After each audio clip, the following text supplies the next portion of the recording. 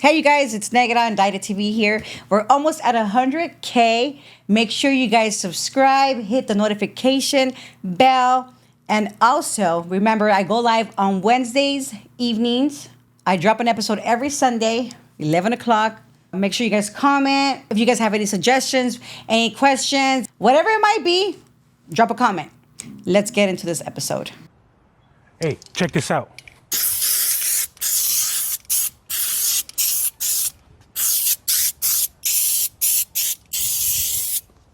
If you want to get into Navy Fed and get $20,000 in 95 days, comment the word credit. All right, come here. I already bombed this right here. Fix your credit. If you're Latino, you need to wake up. Fix your credit.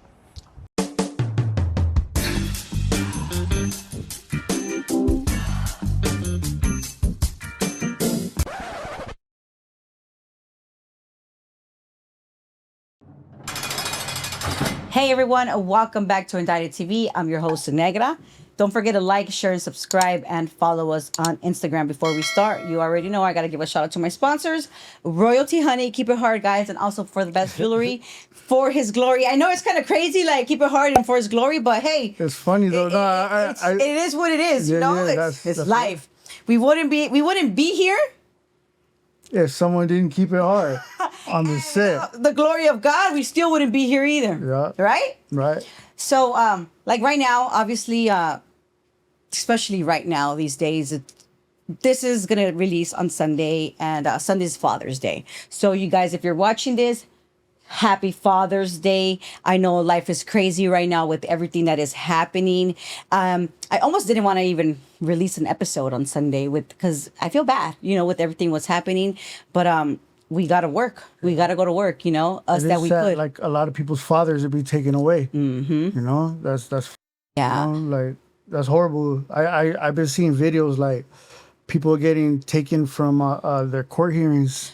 Doing it the right way, spending thousands and thousands of dollars, giving it to the government, and they don't care. They do not care. Moving on. On today's episode, we have Shady Boy. Yes, welcome to Indicted TV. I am so happy to finally have you here after so long. Happy to be here. Do you want to move the microphone just a little bit closer to you, just in case? Just a little bit. Yeah, there you go. Just a little bit. So tell us, Shady Boy, tell us where you're from. I don't mean the gang. Everybody should probably already know. Everybody knows. But I'm from the city of Almonte, city of Wildflowers, 626 SUV. Tell us how was the inside of your house? How did you grow up? Mom, dad? Was that a part of your life? Nah, like anybody that knows me knows that knows my story, But I don't know. For the people story. that don't. Yes. I got taken away when I was 2 years old, and I was in the system. I was a ward of the court for 16 years till I was 18 years old, till I emancipated from the system. Wow. So, if you don't mind me asking, how did that happen? Why were you removed at such a young age? And was it just you, or did you have brothers and sisters? There's 7 of us all together. So the way it happened is only me and my brother Roman, only me and him went to the system. Everyone else went with their dads or their dad's family or whatever, you know what I'm saying? Got it. So we went to the system. And what do you call it? My mom was a heroin addict, and I'm pretty sure I never asked my mom like nothing, like, because I didn't really get to know my mom until later on in life. Okay. Until like later on in my teens and shit, or early teens actually. She died when I was 18 years old. She died of AIDS. Wow, I'm sorry. Cool. My dad died of AIDS too. Wow. Mm-hmm. It's crazy, and that in those years back then is when it was like just barely coming out and things were happening, and especially, obviously, you're sharing needles. Of course, it's like that's kind of what happens, and it's scary, So you were 2 years old, and you and your brother Roman. were the ones that got removed. Because Yeah, but he eventually was his dad's mom took him in, but for a minute it was me and him. But then so after a while it was just me.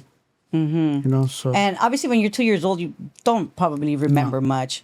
But at what age did you actually start remember? Like, from what age do you remember? Like, hey, I'm by myself. Obviously, you always knew when you were 4 years old. You feel things.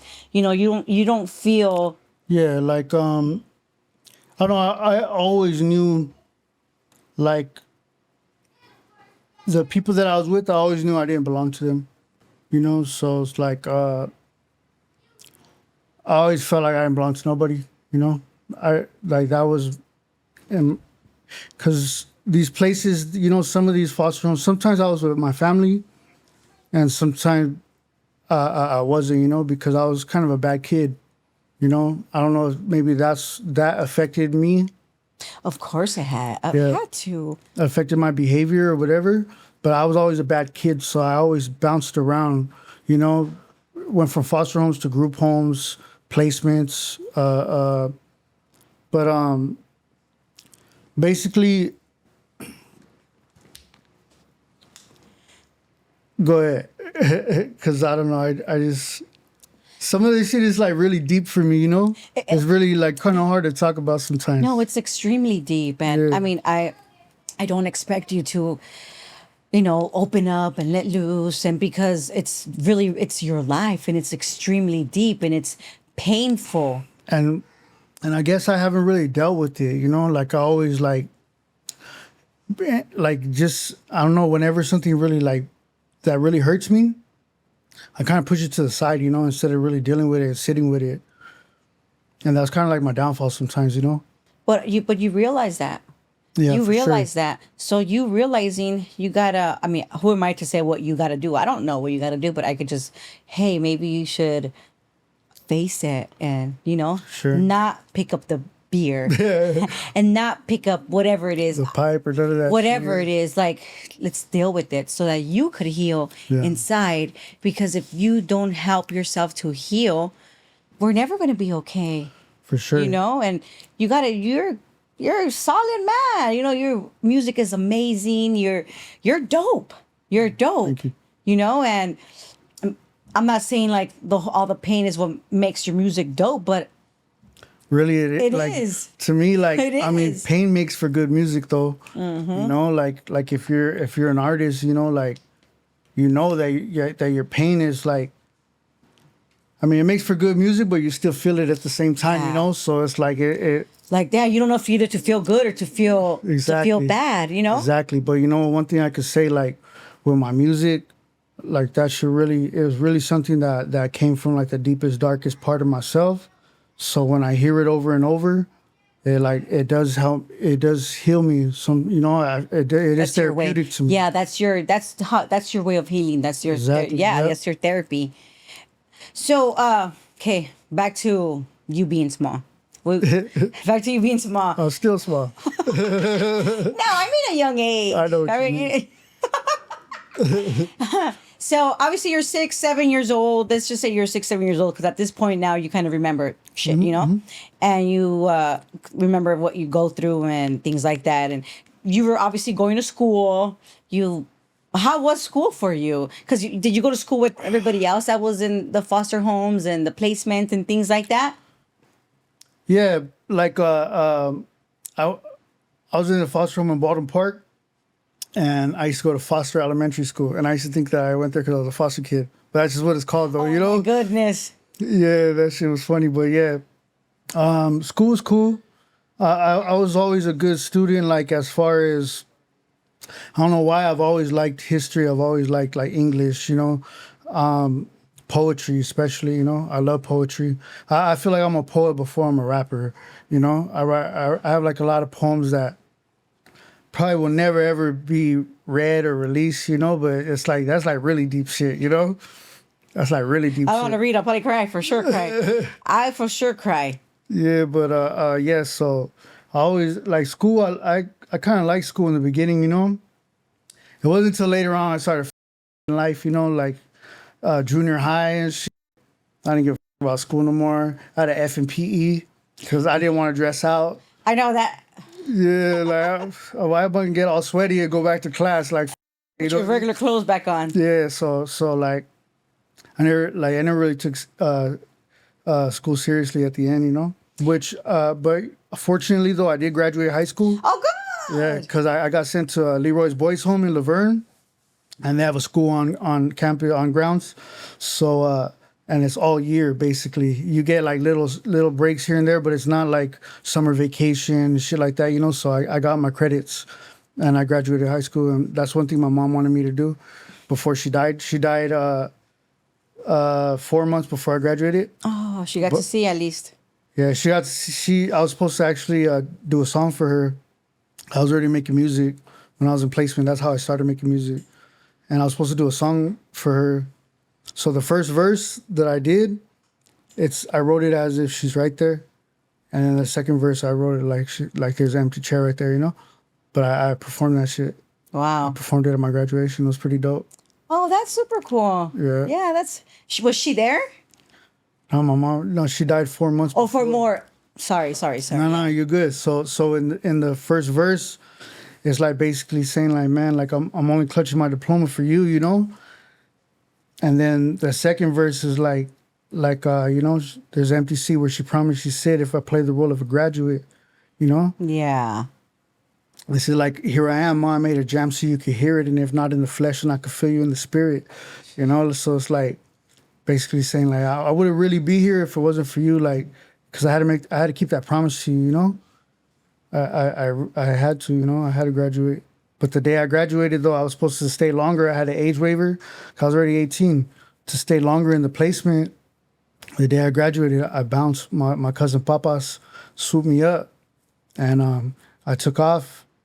Later on that night, we ended up getting pulled over. We were drunk, minor in possession of alcohol. They towed his car.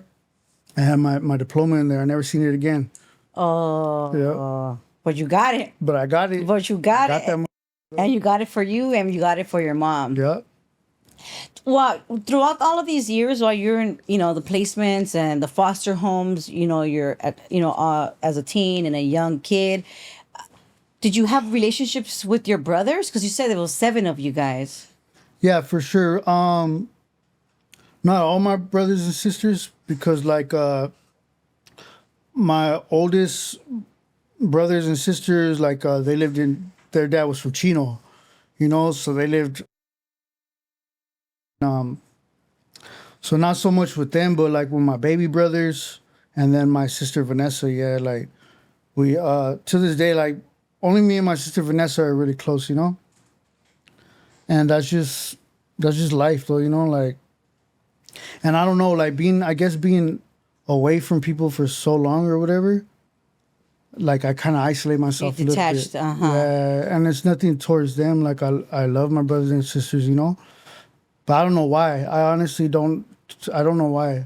It's probably the pain, you know, that pain that we feel like, hey, that's my brother, my actual brother, that, you know, and we were all separated at one time together, and maybe looking at them is like, oh, I'd rather not even feel that pain. Maybe, I don't know. That's just what I think. I don't know. Just like, you know, we just don't. I don't know why. And I do that sometimes though. I detach from people, you know. Mm-hmm. And I hate that shit though. I kind of wish I was a detachable person. I am not. Like, I want to detached. I am not at all. Like, I want to be a detached person sometimes, but yeah, I think it's safer that way. Yeah, it is. You know what to do to protect yourself, because that's what you've done your whole life. Yeah. Because you had no choice but to protect your own self, because you were all you had, you know? Mm-hmm. And when you were a teenager, at what age did you ever go to juvenile hall or anything? Nah. Oh, so you didn't get in trouble? I got arrested. No, for sure. I got arrested when I was in 8th grade. But like I said, I was a foster kid, so like I got picked up by my grandma. She picked me up, and they had expelled me, whatever. And long story short, my grandma had came to the room door, because I had smiled at her when I was at the police station. I seen my grandma and I smiled at her, and she looked at me like, And then she came. She's like, "Hey, your social worker's gonna pick you up right now." She's like, "I don't want to take the responsibility of raising another teenager, you know." It's hard for So her. yeah, so instead of like, I really wasn't in one place for too long, you know. So I went to placement. I went to group home, you know, and then boom, I had to start all over there and shit like that. Everywhere. Exactly. So I never really like stood somewhere long enough and go to juvenile hall type shit, you know. Yeah, yeah. So I Plus, just you were went. always in the home. You were always somewhere where it's like kind of authority, so you Exactly. couldn't really. And you know what? Like, I don't know why. I mean, I kind of do know why, obviously, but like sometimes I need that though. You know, even Now. I need some type of structure. You know, because I guess that's what I'm used to, and without that, like You it's feel lost. sometimes, you know, I guess that's a part of being institutionalized. You know, but it's And real shit, really though. institutionalized because that's, being in the placements, homes, even foster homes. Like that's an institution where you shouldn't even be at. But it's how it was for you. So, like you said, like sometimes you feel like you need it, and you feel most comfortable and safer like that. For sure. And all that shit, and it prepared me for county jail. You know, like I never did the juvenile hall shit, but I was in county jail like right when I turned 18. You know, going to county and shit like that. And How was it? What did you get arrested for your first time? Were you already 18? I was 18. I got busted on a gang indictment when I was 18. Actually 19. So we're under investigation for 2 years. And the whole thing happened because I got busted in a raid with somebody who was on the indictment. So automatically that put me on that Yeah. shit, you know? So long story short, we got busted for some burners, for some dope. And they let us go 3 days later. Detention, not an arrest. Okay. Yeah, okay, that's kind of weird, you know? But I'm like, hell yeah. I mean, I ain't gonna fight it. Like, hell yeah. Bye. Yeah, all right, cool. I'm out of here. And then I get pulled over, get busted for a burner. 3 days later, again. Cool. Like, what? What's Okay. happening? Yeah. Busted again. Detention, not an arrest. Okay, now I'm carrying my paperwork with me. You know what I'm saying? Because to me, that's weird. You know? Long story short, 2 years later, everything that I got busted for, I got refiled on. Ooh. And hit me at the same time. Were they 41 watching charges. you? Yeah, 41 charges. So basically, but that, not only me though, all of us, All your people. all our people, everything that we got busted for, whatever, they hit us at the same time with it. Oh, dang. 2 years later. 2 years later, yes. Wow. And you were just out there those 2 years living your best life, not giving a shit. yeah, exactly. Like not even oblivious. But you know what's crazy is I always felt, but because I was high, you know, but like Yeah, I was always, about to ask you, did you use? yeah, for sure. The whole time I was using, you know, so but I always felt like something was watching me, you know. But when you're high, that's normal. Normal, yeah. You know what I'm saying? But it's crazy because we feel like it's normal, but if people are really watching us. Yeah, but I mean, yeah, I wasn't lying though, you know. I wasn't just smoked out, you know. I mean, we were. Yeah. But motherfuckers were really watching us. For real, they really were, you know. So, but yeah, a gang of it was phone taps. But I don't really talk on the phone like that, anyways, you know. Whenever I was doing whatever I was doing, if somebody be like, "Oh, hey, fool, can I get an 8-ball?" Like, text it to me. I'm like, "Hey, my boy, I don't know who that was meant for, but I'm pretty sure whoever that was meant for wouldn't appreciate that shit." I always shut that shit down. Like, even before then, I don't know, like, maybe that was just how I was put up on game or what. But you don't do that. You don't text shit like that. You don't do that. Yeah. It's stupid. And like even for you, like you were raised in the system, so you learn, like it's like you are molded and you to be a certain way, to carry yourself a certain way, to be up on game. There's other kids that are like, going through the same. Let me ask you about that. Even though you're 18, this is already 21 when you got busted for all of that. 19. 19. Let's go back. When you were in these placements as a teenager, how were you? I know you said that you weren't in places long enough, but I'm sure you've gained like little friendships and like relationships with other kids that were your age. And how were you guys?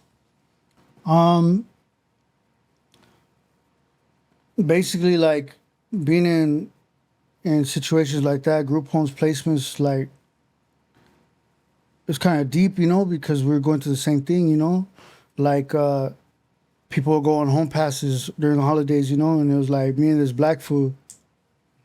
We never used to go on home passes like for nothing, So like during the holidays, it'd just be me and this fool all the time, So it's like my neighborhood, they push NK, like that's what it is.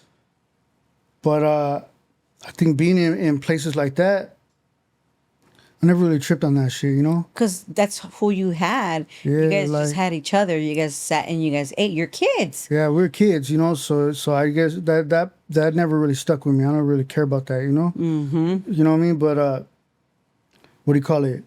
So yeah, well, I had like some deep bonds with these kids, because we were all hurting, Of course. On the set, like we were all hurting. Like a lot of us were, at that age already, and that's the only way, like that we kind of cope with it was just to lash out, and just like this. We don't really have family, so this is family. That's right. You know what I'm saying? Yeah. This is family, and we're gonna go full fledged for this shit, and that's what it was. Mm-hmm. So I don't keep in touch. I don't keep in touch with nobody like from back then. I don't know, like I got kind of lost, So I lost myself. I lost contact with everybody, and like I said, I kind of just detached. That's just how I am, That's your coping mechanism. How do you say it? Coping mechanism. Yeah. But I do remember some people, and I just remember like that. That's kind of how like we trauma bonded type shit. Yeah, it's how it goes. Yeah. It's like what the saying, like, it doesn't matter where you move, you're always going to find your own kind. That's true. Yeah. Like some families are like, all right, let's move him somewhere so he doesn't use drugs. It doesn't matter where you go, bro. You are you. Because at the end of the day, you take yourself with you wherever you go. That's right. You know what I'm saying? So it doesn't matter where you go. Like you take yourself with you. So if you ain't working on yourself, if you're not making some changes and shit, it doesn't matter where you go. Yeah. Like it ain't hard to spot a smoker. You know what I'm saying? They're everywhere. You know what I mean? Yeah. So I mean, if you still have reservations and you still have that in your mind and that's what you want to do, it don't matter where you go, you're gonna do it. Reservations. That's how you know you've been in the programs, huh? Yeah, I'm a counselor. Good. I became a counselor. Oh, that's amazing. Does that help you? No. It's crazy. You know what? Wow. Nah, you know what? But it helps others.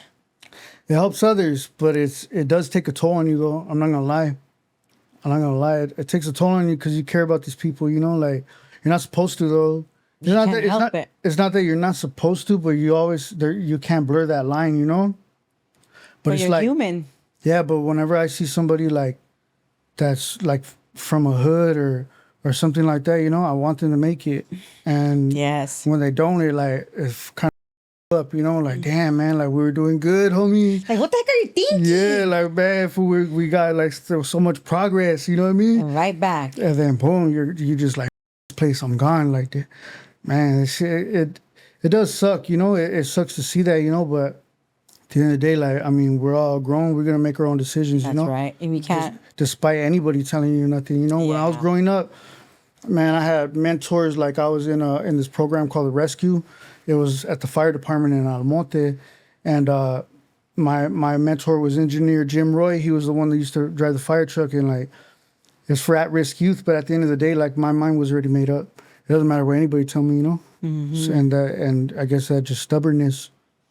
It lasts to adulthood or whatever. Yeah, it if you have doesn't- that mentality, you have that mentality, Yeah. And it's like when they say when you're older, you're set in your ways. Yeah, But we're at the age where we could still change that. for sure. Like I always thought I'm just a up. Like I'm just a up. I'm always gonna be a No, but you're not. Nah, but we like the mind is powerful. We could change our situations. We could change ourselves. You just have to make your mind up. You have to want to. You have to want to. Were you always like the placements that were you like the foster homes and the placements? Were you always in Almani? I was in the beginning. Then I went to Baldwin Park. I went to Rialto, Upland. But in the beginning, I was in Almonte, and then I came back to Almonte like probably like sixth, seventh grade again. Okay. And that's when I started hanging out type shit. But all my family was from the hood already, though. I was about to ask you that. Like, how did you? I mean, you were 2 years old. Like, how do you even know that's where you need to be? Like, That no, all my family's from the hood, so was your mom as well? no, my mom's from Eastside Clover. My mom, Oh, okay. yeah, my mom's from Nella. I'm like, oh, okay. Yeah. Yeah. So, but see, so anyways, like with as far as the older generation, there were Hazard, Frogtown, Clover, But as far as like a younger generation, all from the hood. So like when I It was just in you. Like, it's just you. and I always wanted to be from the hood. Like that was like kind of like a dream for me, when I was a kid. That I wanted to be like my cousins and shit, and yeah, I always wanted to be from the hood. I always knew that was my path. I always knew, and that's what it is. That's what it was. Yeah. Yeah. Wow. It's crazy how life is, huh? Yeah. Like being from somewhere at such a young age and you see all your family, it's like all you really want to do, even though because it's not a good thing. But it's a What, being from the hood? Mm-hmm. Oh yeah, like I mean, I wouldn't want my kids, for sure. That's like a fear of mine, honestly. Because I want my kids to be good kids, and grow up to be good men. And so I just know what comes with it. I didn't know at that time though. you're a baby. Yeah, what came with it. So now that I know what comes with it, it's like, I mean, at the end of the day, so like I'm still from the hood. I love the hood, all that. But I wouldn't wish these experiences on my kids. Yes, because like if you know what you're gonna go through. You're gonna have to end up going to jail, prison eventually, and if you overpass that and you come home, then you could be the man that. But you gotta bury a whole bunch of people that you love. Yeah. People that that are close to you, like brothers. You gotta bury them. There's a lot of treachery, especially these days. Yeah.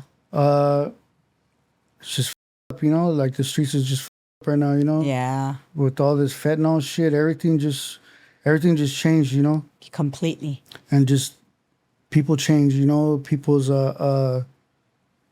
their loyalty and people how they are. Drugs changes people. It changed me. Oh, you know what I mean? sure. For sure. I don't exclude myself from that now. When I started slamming, I became a bad person. At what age did you start slamming? When I was 18. Oh. So I never did drugs. Like my mom died of AIDS. I hated drugs. I always hated drugs when I was growing up. As a teen. As a teenager.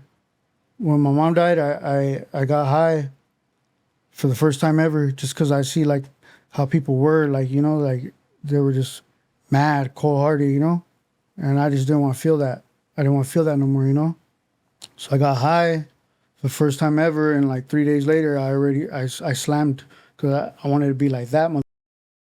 Like, yeah, this is cool. Like, it takes it away, whatever. I still can't stop thinking about it. But this right here, like, this full of evil, like, like nothing affects him.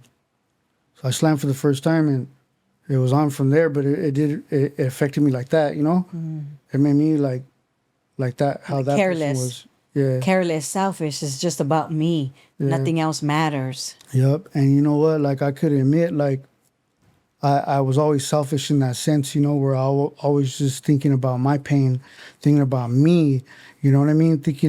And I never really tripped on anybody else. I was always selfish in that sense, even in relationships like that. It was always about me, how I was feeling and shit, So, like, all this shit is just like a learning experience, But I wish I would have learned it back then, So as I am now.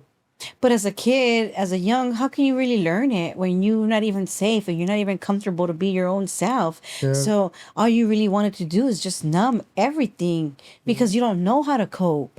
Yeah. Everybody's situation is different. Every human is different, and we all cope and learn in different ways, right? For sure. But man, a person like yourself, that you didn't have a choice. You didn't have a choice. You were 2 years old and you didn't have anybody to pick you up, and so all you had to do is just not care and lash out and fight, and that was your way. Yeah. That was definitely your way. And at 18 years old, vámonos, Recio, let's go. Yeah. Because I really don't want to feel anything anymore.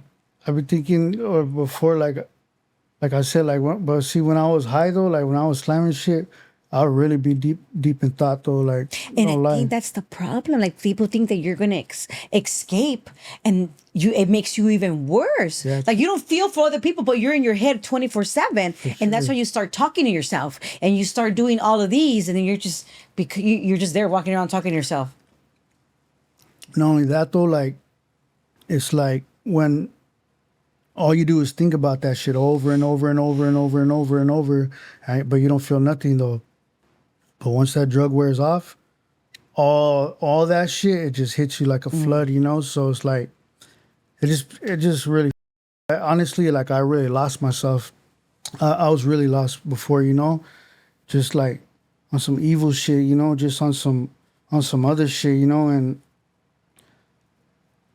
like how you said earlier, like the way we grow up, like we learn how to carry ourselves, right? We learn how to carry ourselves like gangsters, right? Like with respect, and like I even lost sight of that, you know. The shoes, let them get dirty. You don't ever let them get dirty. Yeah, you're doing bad. You know what I mean? Don't ever let your shoes get dirty. But you know, like That's weird. Yeah, stop caring about himself, you know, and just it's okay if they're old. But yeah, keep them clean. yeah, for sure. I got shoes that are like 2 years old that look fresh off the box 5-year-old shoes. Yeah. And I still wear them. on the set.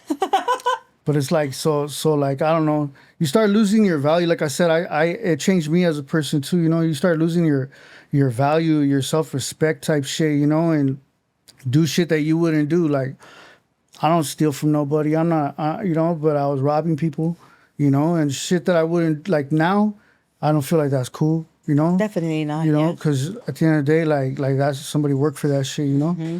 You know, like especially like with all this shit that's going on, you know, like it's to say, but I'm gonna say it because I'm gonna just keep it real. Like Paisas, that was the lick right there, you know, because you had cash on them and shit. Yeah. Now that I think about it, that ain't right though. You know, Yeah. it ain't right because at the end of the day, that's still my people. Yeah. You know, at the end of the day, like for that shit, work hard for that shit. You Yeah. know. So it's, That's right. A lot of like, you this- have to say that. You have to say that. Yeah. Because look at the people out there looting. Why That's are you, not cool either. Like, why are you looting? Why are you like, To me, that's opportunist. You know, you see chaos and you're gonna do that shit to come up. You're not doing that shit for no cause. No. You're not doing that shit for because you're outraged about this shit. you know? don't even care. Yeah, you just went there for that. You know. So that Yeah. I don't know. I think that shit is just crazy. Yeah. Everything's crazy right now. Yeah, it's scary out there for the people. It's really scary for the people. I told my mom, make sure you take your real ID because now you gotta have the real ID. Yeah. And your real ID, take your passport, and don't say anything. Like she's a citizen now, but at this point they don't care. Yeah. As long as you look brown, like a Mexican brown. Obviously, we're Mexican, but they know that you and I are U.S. citizens. Yeah. They could just see it. Yeah, I know what you're talking about. I mean, they see people that look like paisa or whatever, or more Mexican than us. Yeah. Then yeah. Because I'm first generation. I am super Mexican. Yeah. My first language was Spanish Yeah. because my parents didn't speak English. Yeah. But they're not going to take me. They're going to take my mom. Yeah. Even though I'm darker than my mom, right? But you get what I'm saying, Yeah. It's just sad, like I've been seeing like a lot of these videos like on Instagram type shit of like people going to the court and then they're taking their wife, the person's just crying like, man, like that's sad, like this was just saying like, man, she try to do it right. Yeah. That's sad. That's horrible. A lady saying goodbye to her child. That's horrible. Like, I mean, my daughter, she was in foster care, right? When I was in prison, she got taken away. My baby mom experienced that. I didn't experience that, but I could just imagine how hard that is, Yeah, you didn't experience that, but you've been I that. reverse experienced it, you know what I'm saying? Yeah. But I mean, at the same time, too, I was too young to even know what that felt like. Yeah. No, Honestly, I do have a memory of that, though. being taken away. Really? Because it Yeah. was a trauma. It's the biggest trauma of your life. Yeah, I remember laying down in the room, and I just remember a cop coming in with a flashlight, and I was laying down right here, and I just remember the cop. He was doing this, and I said something, and he went like that to me, and it scared me, But like I remember that from that night. Because It's that crazy. was super traumatic. That night changed your whole life. Yeah. Literally. But maybe it saved your life as well. Could be. We gotta look at everything, At the end of the day, look at like everything that happens. Nothing happens by accident. Even the people that come into your life, like the people that come into your life, they cross your path because they're meant to cross your path. But believe not that. everybody is meant to stay to the end. That's right. I believe that as well. So you just gotta always adapt. Like at the end of the day, like situations change. Things change, and you just always gotta adapt, Yeah. no matter what. But people like you and I, we could adapt anywhere we go, Yeah. because we've been in the system, you know? So it's easy. I mean, if you can't adapt, then you can't do anything in life. Yeah. Like I don't know, like I just have this mentality, right? And I don't always keep it though, because when shit gets bad for me, it gets bad for me, because especially when you work hard for something and it's gone, it really affects me. I hate to fail. Of course. I hate to fail, so I take it personal. Well, yeah, you better take it personal because sometimes those failures, we do it to ourselves by one choice that we make. Yeah. Like, damn, I knew I shouldn't have done that because I lost everything because of one choice. It could have been like, oh, I shouldn't have been with this person, or like, hey, man, I should have never bought this. Regardless of what the situation was. I don't know the situation, right? I'm just saying, based off an addict's point of view, kind of, we're like, okay, we know everything's going great. You know what? Let me just get high this one time, knowing damn well we cannot do that one time. Yeah, it's a downfall. And then we lose everything, and here we go again. We're disappointed in ourselves. We're mad at ourselves. We are, and then it's like That guilt, that shame type shit. and us, like we don't fall like little by little. We go exactly to where we left off the last time we were high. Yep. It's how it is. That's real shit. Okay, let's go back. You're 19 years old. You're in the county for the first time. After you got arrested so many times, and every 3 days after you would get left, 2 years after, you get picked up. What happens? Go to the county. I already knew because I knew a couple of people on the indictment. So I already knew that they were looking at life. The people that got busted. Like I didn't get busted when they did the first raids. They raided my auntie's house. They raided my cousin's house. My other cousin's house looking for me. And luckily I was in the wind, so I didn't get busted at that time. So, and they let me know. So I'm like, okay, I didn't know what it was about, but I just knew that they were raiding everybody's house. And long story short, I went to the Morongo Reservation. Let's go back like to before I got busted. I went to the Morongo Reservation because I knew a fan of my music that was a native. Oh, okay. Yeah, so she took me on the res, and the cops, the Can't police go. can't go there. They have their own police, Slick fool. Yeah, so I was there for like 3 weeks. So those 3 weeks, I was hearing stories about the people that did get busted, and they're looking at whatever they're looking at, looking at a long time. So I'm like, fuck. But then I got homesick. I was on the res, and it was cool. Like it was dope. But I got homesick, and I just like, man, I want to go to the hood, So my dumb ass left, and I got busted. Like the very next day after I left, I got busted. And so now I'm in the county. And then It's your actual first time in there. Like walking around, like actually processed. yeah. So now I'm in the county and shit. And it doesn't feel real to me. Like I'm like, man, I'm not tripping off this shit. Like I know I didn't get caught for nothing that's gonna give me life. So I'm not gonna get life, and I'm not tripping on it. And then whatever, go to court. That's the deal. I don't really take it seriously. It was 7 years to life, which I never heard of. But because one of the crimes was a carjacking. conspiracy. Everything's conspiracy. Everything's conspiracy. Yeah. So conspiracy to commit a carjacking for some reason. I guess that's where the 7 comes, right? Mm-hmm. So, anyways, long story short, I don't really believe it. And then months and months and months and months later, nothing changes. Maybe I am gonna get fucking life, dog. Like, damn, that shit is crazy, you know. So, but I mean, How long did you fight the case for? for like over a year. But see, what was different about this indictment, because you got busted on indictment too, right? A federal indictment. See, with this one right here, there was a bunch of illegal phone taps, like so basically a spider webbed. So they tapped this person's phone, but whoever they called and they said something, you know, so it went like that. So the feds didn't pick it up, so it became a state indictment. Got it. Yeah, so it was not like a Fed indictment, you know. I'm pretty sure they fight it longer, you know. So Yeah. and I think, like, correct me if I'm wrong, but like if one person signs, it means they're all guilty type shit. No, everybody gets their own. You get your sign your own stuff. Okay, yeah. So Yeah. it took a long time for them to even like bust out the discovery, you know, because the discovery was so thick, so many people. You had to find what applied to who, you know. So after like a little bit over a year, the deal started going down, you know, and the last day he was like basically trying to force us into trial or to sign, you know. The DA was like basically, if you don't sign today, then the deal's off the table. And Then you're going to get the 7. then we're gonna go to trial.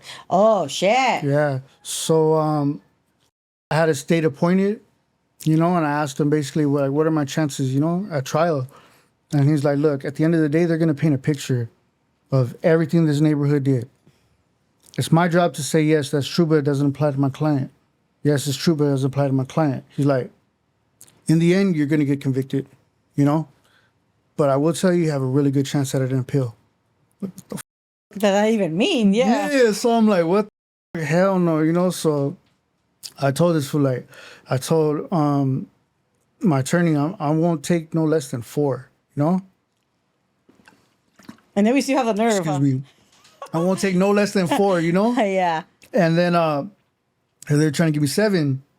And then I guess he talked to the DA, whatever. And then the DA like, no, I won't give you less than 5. I'm like, I'm not taking 5. I'm not taking 5. Long story short, the DA asked permission to talk to me. He's like, can I talk to your client? Oh, wow. Right? So then my attorney said, yeah, whatever. And then he said, but I'm in the jury box.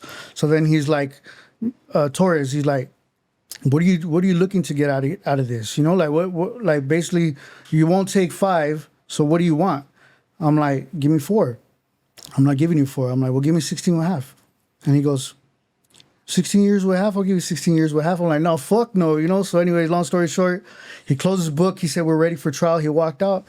Man, I ain't gonna lie, my legs just started shaking. Like without like. 'Cause that's like 16 years, bro. Yeah, no, the maximum exposure is life. Okay. You know, so it's not no 16. If you lose it, yeah. If you lose trial, it's life. It's not no 16 years. All those 16, 7 years, Everything all that goes out the off door. the table. You know. So when he said that and walked out, my legs just started shaking, like not uncontrollably, but without me doing it. You know, I was just like that. And I was like, fuck, homie, I'm gonna get life, dog. Like, fuck, homie, like, whatever, you know? And then he comes back in, he's like, I'll give you 4 years, 2 strikes, or second strike already. I'll give you 2 years, 4 years, 2 strikes, but if you sign forthwith, I don't want to see you again. So I'm like, all right, boom, I signed that shit. Went to prison, and it was a cool experience, you know? My homeboy Chino that was here, that you interviewed, my homeboy We Chino. call him the undefeated champ. Man, I'm blessed to have been able to meet him in my first term, you know, because he has a lot of knowledge. Yeah, he's very smart. Very smart, very intelligent. And Very different. yeah, he put me up on game, you know, he like kind of took me under the wing and shit, you know, and put me up on game and shit. And I'm like a sponge, you know. I gravitate toward knowledge, you know. I like the more you know about anything, you know, the better you'll be able to handle yourself in any situation. I always believe that, you know. So I love knowledge. I like to learn shit, especially from people that, you know, when I met him, he had been down already 14 years, you know. So, and he came in, like, my boy came in for the Scared Straight program. I'm pretty sure he told you, you know? Yes. As a kid on a prison yard with grown ass men, you know? And just hearing like the stories or whatever, you know? And he had a lot of knowledge, you know? And taught me a lot. Good. Taught me a lot. I love that for like my How brother. he helped you learn what you need to learn to get through your term.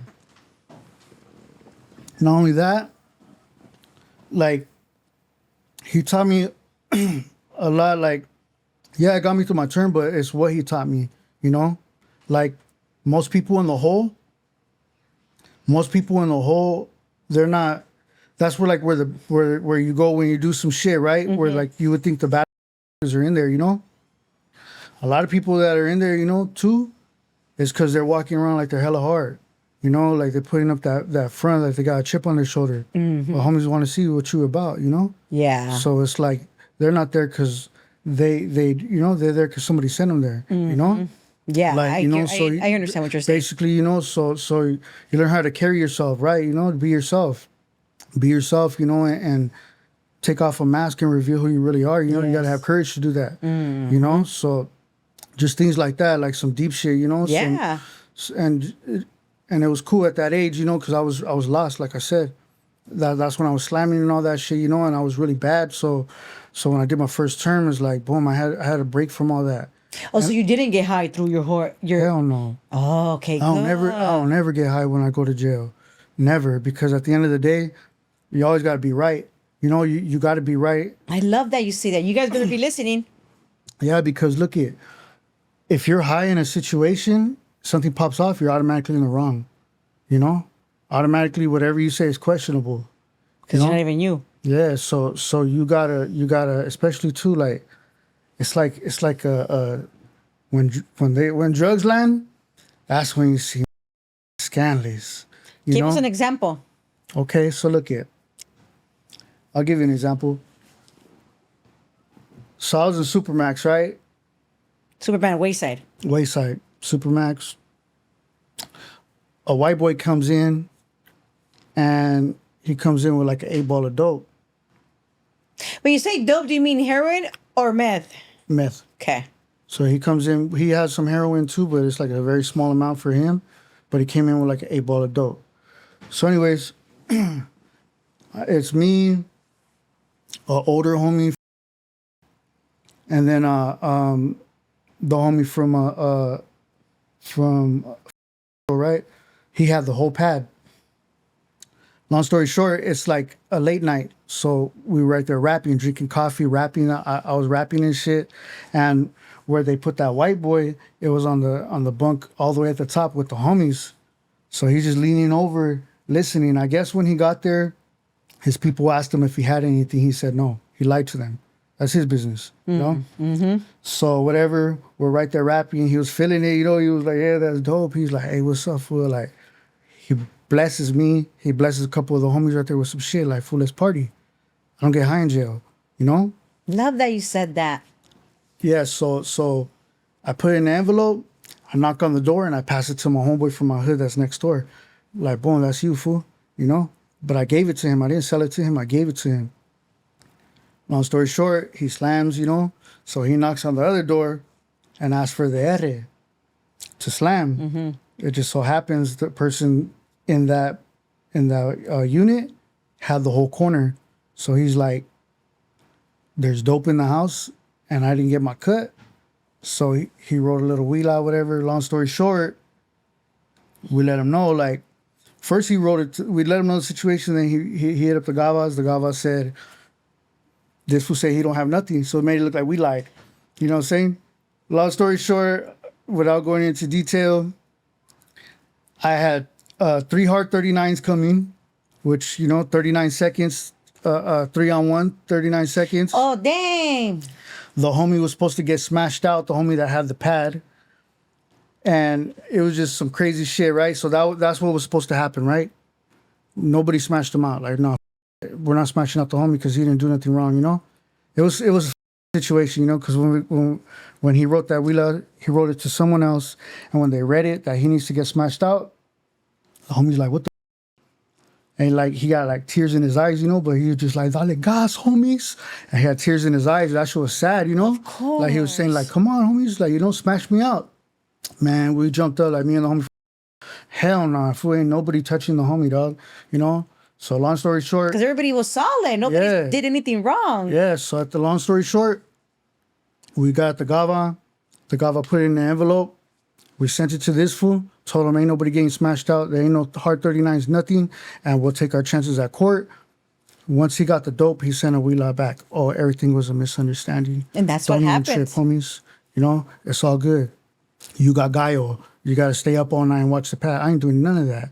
Like, that was a dope fiend move. I ain't doing none of that, you know?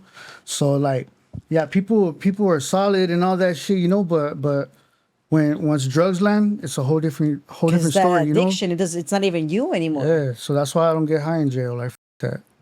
Love that you say that, because there is a lot of people that get in there and that's when they get high Or people get strung out. and they just lose themselves even more, even though you're going to come home fucking in an ear. Like, there's a lot of manipulation too. Like, if you see like a little youngster, you know, I've seen it where a little youngster, 18, 19 years old, in prison, you know, his mom's taking care of him, going to store, packages, all that shit. You see an older homie like, "Hey, you ever try heroin?" You know?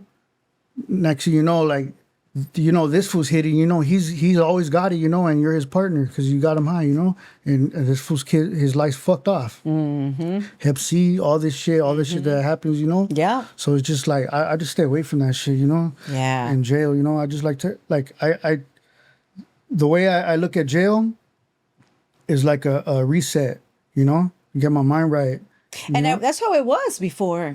Like what you just said, that's exactly what it was to a lot of homies. Like, fuck it, I'll just go get my shit together and come home and be cool. Mm-hmm. You know, like, but now it's, nah, that's where I'm just going to go even more.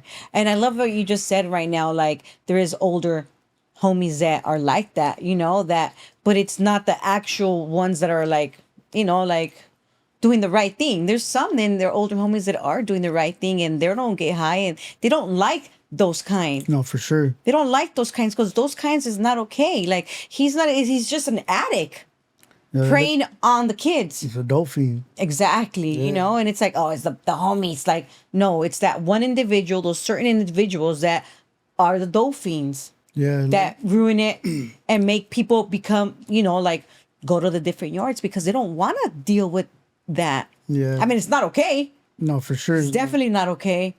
But when you're a baby, 18 years old, but then again, it's like then you should have been there in the first place.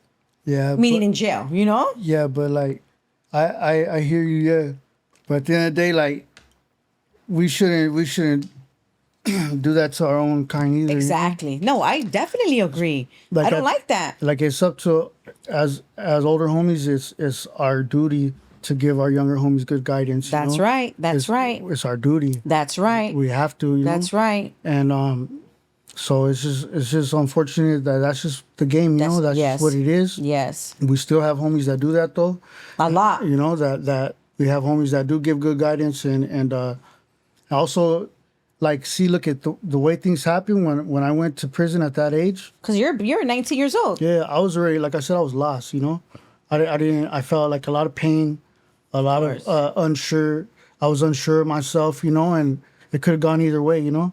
Like, I could have went this way or went this way, you know, and I was fortunate enough to meet the homie who gave me a lot of wisdom. And just I had already had the music thing cracking, you know, so when you know, the homie gave me a lot of good advice. Like, hey, my boy, like, I'm going to tell you right now, my boy, when you get a bag, don't buy no jewelry. Don't buy, you know, buy a house, fool, so your kids always have somewhere to live and make sure you buy health insurance, fool. Buy life insurance. That's right. So your family's always taken care of. Buy that before you do anything, you know? Mm-hmm. So, like, a lot of shit that you told me, you know, like, even about, because, like I said, there's a lot of manipulation and shit, you know, so. And it's not always like that, but you are going to encounter that, Of you know? course. It's like you encounter that anywhere where there's fucking a gang of humans. Yeah, exactly. So, like, the way you don't get manipulated is, like, at the end of the day, you think about all your conversations throughout the day, right? Think about at the end of the day, right? and you only take what you want from it. You don't take anybody's word for word. You don't believe anything anybody just says, you know? You take what you want out of that situation and you don't get manipulated, you know, type shit. So just like little shit like You guys that. better be listening. This is a good game right here. Straight up. You know, especially when you're young. When you're young and you want to be from that lifestyle, I don't condone it. I'm not out about it, but it is what it is. Like, people, you're gonna be from a gang, you're gonna be from a gang. I can't stop you.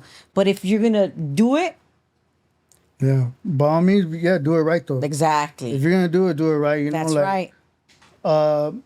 It's not for everybody. That That's is why not these for everybody. yards are the way that they are. That's right. Not only that, it's it could get tricky. If you don't know how to listen, if Yeah. you don't know how to take the words that they're telling you and take parts like what you just said, the manipulation. If you don't know, like, 'cause people that with you, like, don't pick my brain. Yeah, it's just crazy. Like everything's crazy. You know, like honestly, I'll be straight up. Like I know some good ass homies that went out that way. You know. Yeah. And it's like it's not just piece of shits. You know, like shit happens, and that's What it is. That's what it is. You know, It's- some solid homies though. No, some killers. No, you know? yes, I know. It's crazy, yeah. No, yeah, and know? it's just like, damn, fool. But at the end of the day, that's why you always got to fly straight, you know? Fly straight and Don't get high in there. Don't do no scandalous shit. Fly straight and just. And I'm only saying that like if that's what What you choose if to that's do. what you choose to do. I'm not telling you to do that. Yeah, you know? no, But for if sure. that's the life you choose, then do it right. You know, do it right. Keep a good head on your shoulders. You know, at the end of the day, like carry yourself right with respect. You know, and make good decisions. You know, don't be a grimy mother gangster. That's It right. ain't gangster to be grimy. No. You know. And most of the gang- time, you're grimy when you're on drugs. Yeah. It's more gangster to carry yourself like a professional, That's right. respectfully, than it is to carry yourself like a hoodlum. That's right. Tribal on this, I had my friend, a really close friend of mine, tell me not too long ago. He called me, through the GTO or whatever, and he said, and I was like, I don't know what I said, and I was like, were you high or something? And he's like, oh, it was a picture, and I was like, damn, you were super skinny or something, right? And I was like, I thought you were all smoked out. And I saw your dad and you look just like your dad, skinny. And I was like, oh, I thought you were all smoked out. He's like, you do know I never used to get high when I was out there, ever. Because if I was high, I wouldn't have gotten life. Damn. Because he did everything It's usually straight. the opposite, yeah. Because he did everything straight up. Like real Real shit, real stuff, you know? So that's why I always say, like, if you're going to do something, do it right. So you know what you're doing and you don't cry about it after. That's true. Some people, But don't do it, guys. We're just saying. Yeah, I hear what you're saying. Yeah. Yeah, because there are people that's not them. If they're not high, that's not really them. You know. It really isn't you, though. Yeah. And that's why I say, like, I'd rather have people sit here and be themselves, fully themselves, so that everybody knows, like, this is the real him, this is the real him, expressing how he feels and what he went through in life and the real genuine him, So, okay, so you are, what prison did you go to when you met Chino? So when I met Chino, okay, That was your first prison. So look, I went for reception. I went to Tehachapi reception when it was good. I went to Tehachapi reception. And how was that for you? It was chafa. That shit was whack. It's because at that time they were sending level 3s out of state because they had private contracts in Oklahoma, Mississippi, Arizona type shit, right? So they told me I was either going to go to Ironwood or out of state. But out of state was my first choice, and I refused it because I heard the homies saying we're not going out of state. Like you got to refuse it. I don't know why the told me that. Here, I should have gone. Yeah, because they made me stay there longer, like 3 months, 4 months longer. So I was in reception like 7-8 months. Oh, wow. That people that are in reception for that long is because they're going to a 4-yard, So I was there, like homies thought I was going to a 4-yard. Like, damn, my boy, like you still here, But long story short, I refused out of state. I waited all that time and they sent me out of state anyway, But when I went out of state, it was like, damn, all right, like this is cool. Marcelli got an Xbox with Oh, you're chilling. You're chilling. Okay. That's where I met Chino though. I met, Oh, okay. Yeah. So Chino, I think he had came from Ironwood, and then I went there. Then from there, I went to Centinela. Okay. And how long were you out of state? Out of state, probably like almost a year. Okay. Yeah. And what did you? Because I didn't ask you. What did you end up getting sentenced to? The 4 years. Oh, the 4 years. Oh, okay. Yeah, you won. Oh, because you got the 2 strikes in the 4 years. Yeah. Got it. was Got it. It was cool. It went by fast? It was enough. Yeah, it went by fast, and it was like enough time. Like everything happened the way it should have. You know, like I got my mind right, got my body right. Chill. You got all buff. Yeah, I got some wisdom. You know. Yes. Some wisdom. Did some shit in there too. You know, and it's like it was cool for the experience. You know. What would you say was the craziest thing you experienced your first term, or out of state? Out of state was pretty chill, or you didn't experience anything crazy?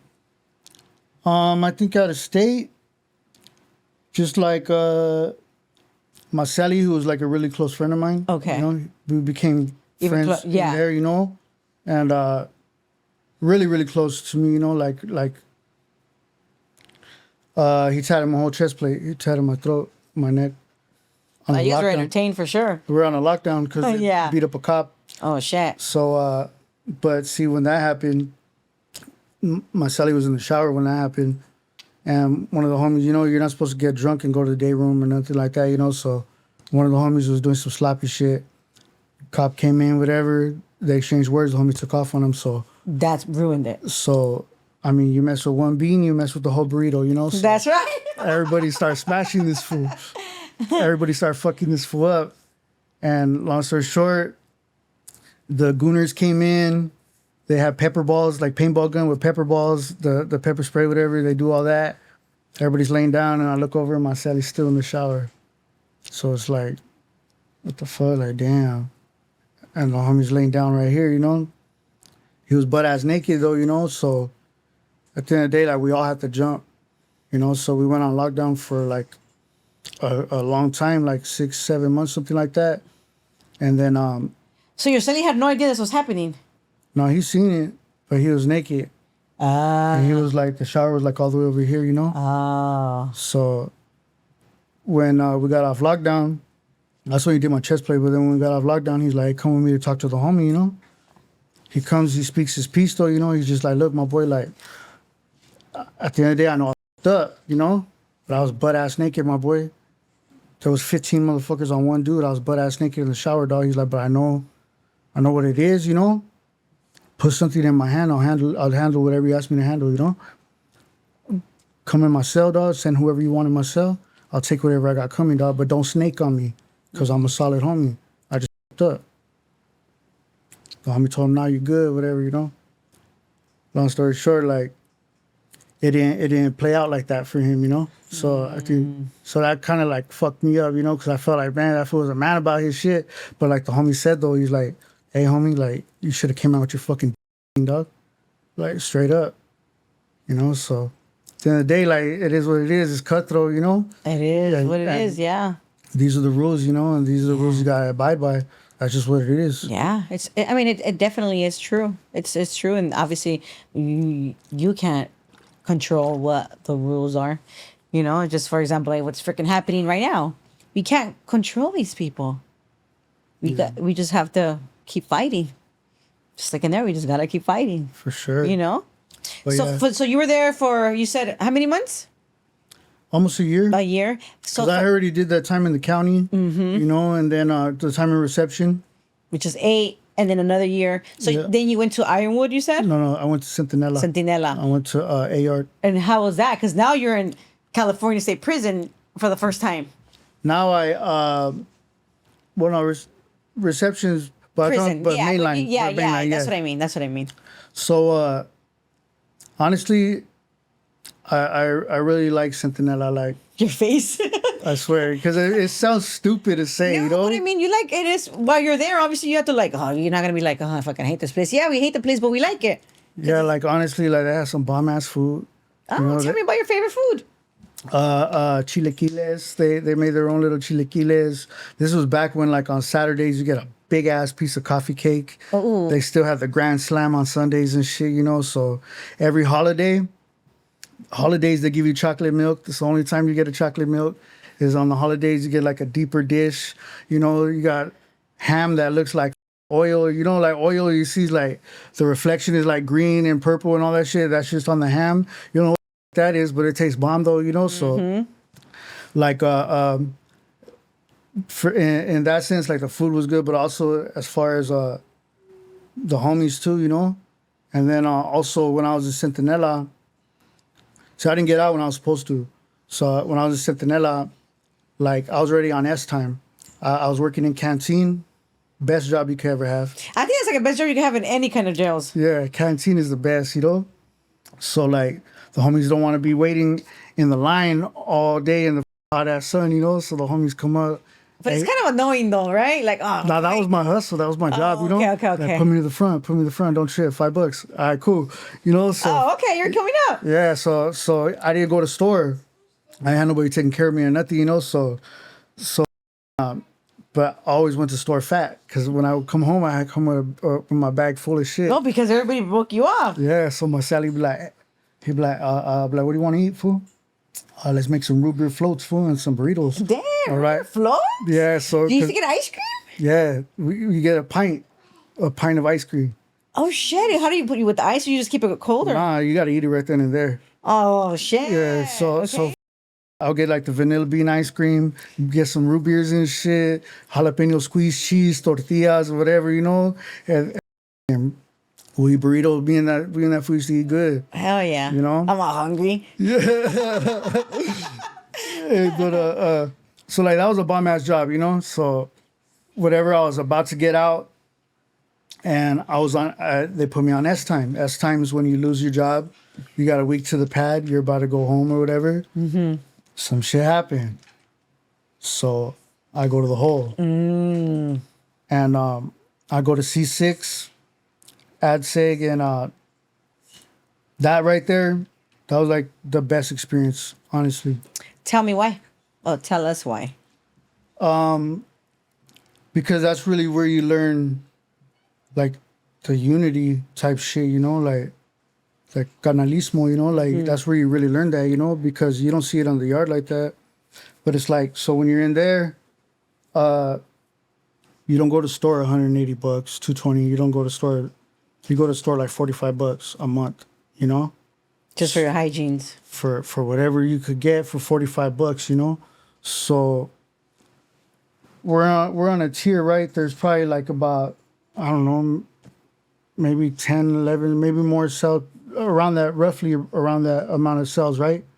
Now, I never been in the back. I was right here on the first cell, right by the shower, right? So anyways, long story short, when store comes, they'll put the store in front of whoever's door, you know. You see like 3 people go to store.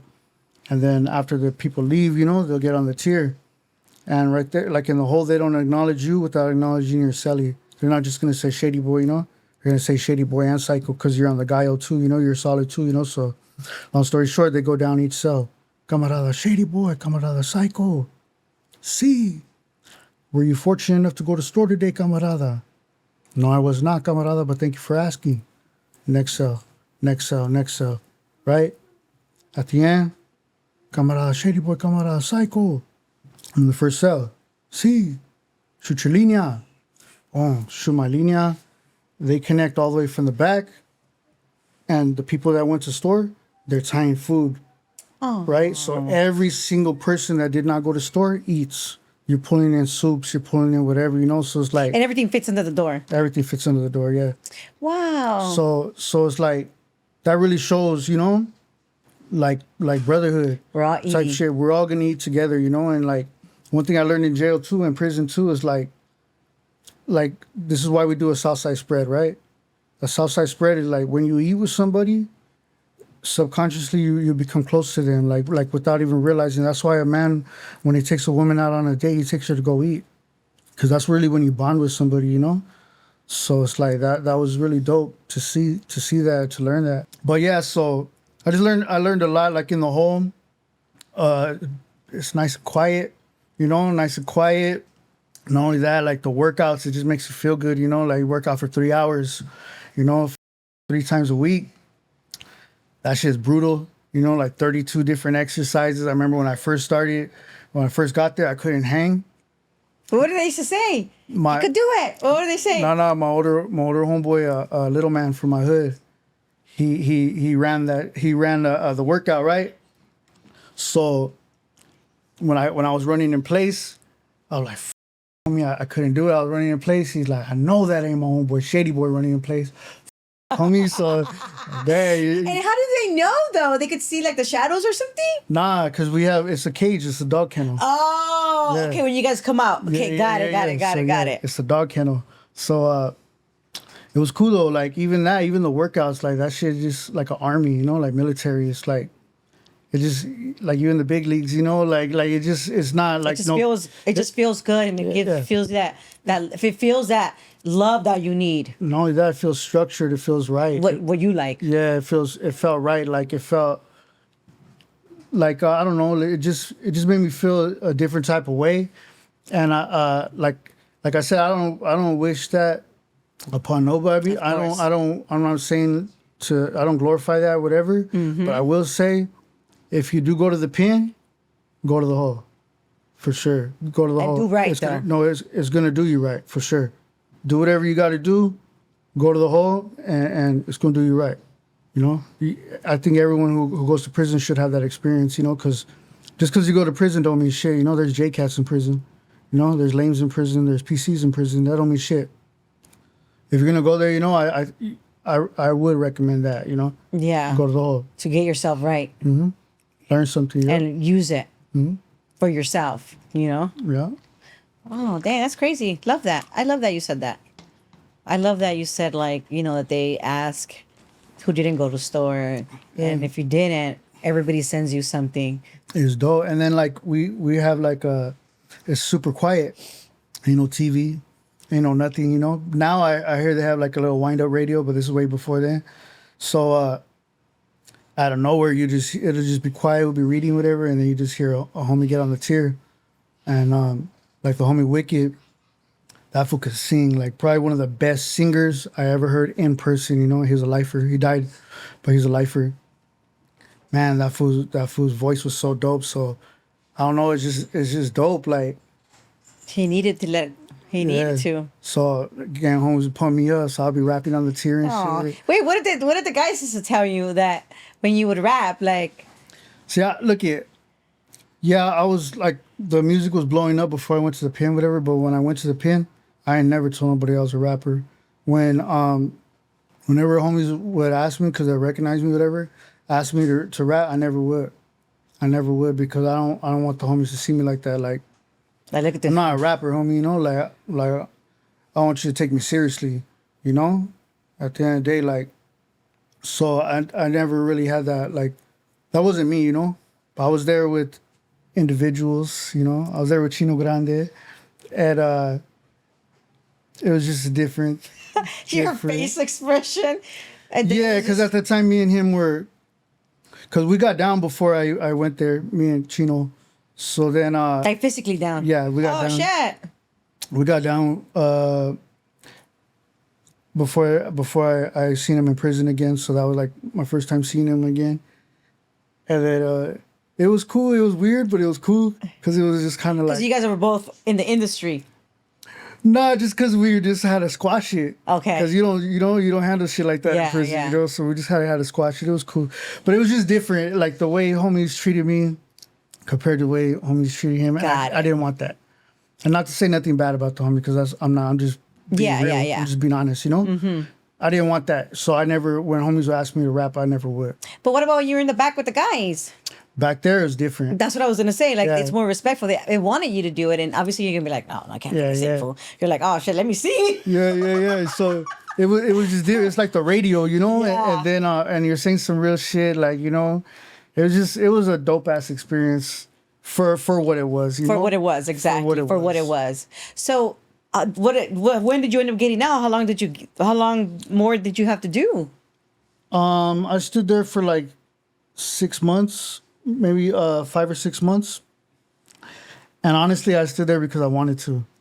I pushed my hearing. I what do you call it? Like basically, I didn't want my hearing, because the people were getting found not guilty already because it was over a strap. Yeah. Right. I went to the back with Chino. Me and Chino went to the back together.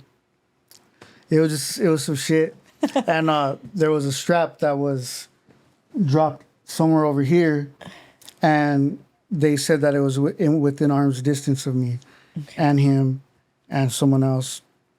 But so on the schematic diagram, because they have to do a diagram, whatever, when you get your paperwork, it shows that it was like 15 feet away. Like I said, my homie Little Man.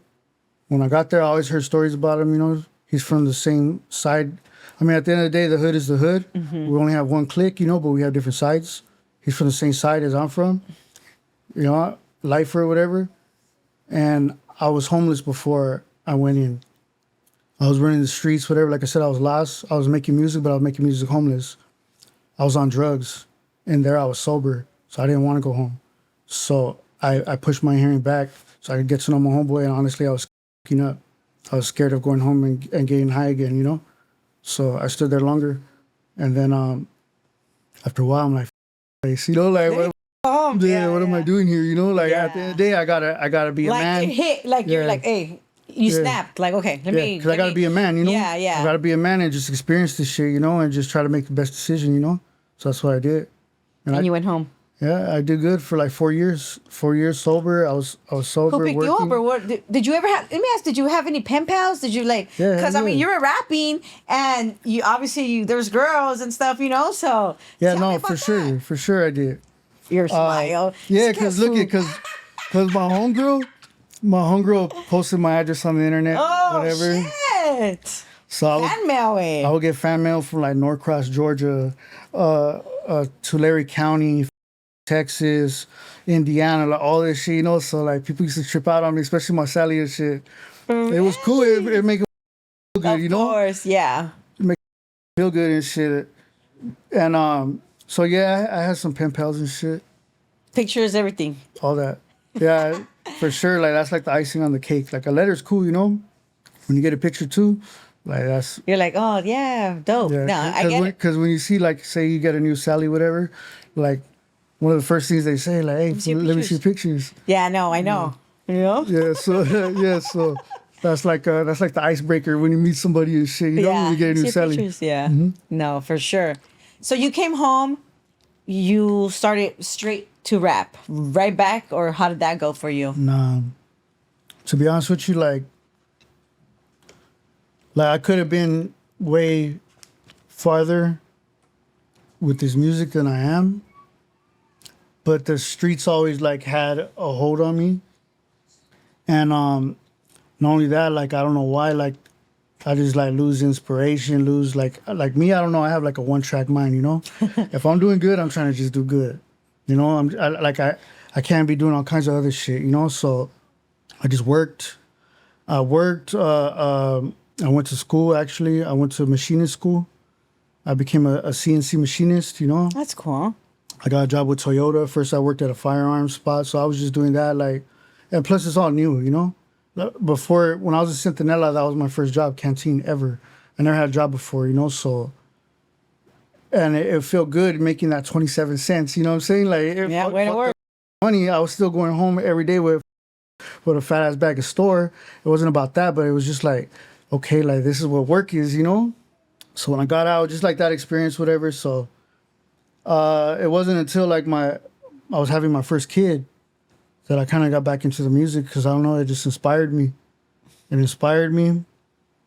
I got back into the music, and then like I don't know, life always happens, Life be lifing, Life be lifing. Yeah, so shit happens, and I ended up getting a job with Toyota and then getting my own pad, car, all that shit. Fucking everything was good.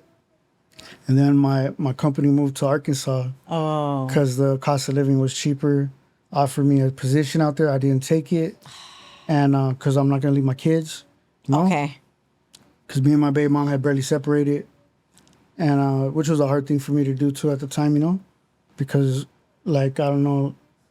That's honestly like, now I'm not going to really get into that, because I'm not going to say no bullshit. But I stood for my kids, you know. So when I left, it was like really hard for me to do. I picked up a habit again, you know, trying to cope with that shit. You know, We go back to what we know. go back to what we know, and then that happened. So what I do, I said, "Fuck, I'm not going out there."